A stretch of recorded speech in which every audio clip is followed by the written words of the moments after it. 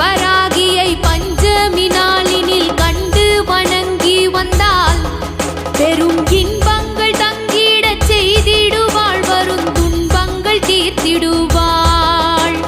சிங்கத்தின் மீதினில் வந்தருள் செய்திடும் சிந்துர வண்ணத்தினாள், அன்னை செங்கையில் சங்குடன் சக்கரம் கொண்டவள் விஷ்ணுவின் அம்சத்தினாள். பச்சை நிறத்தவள் இச்சை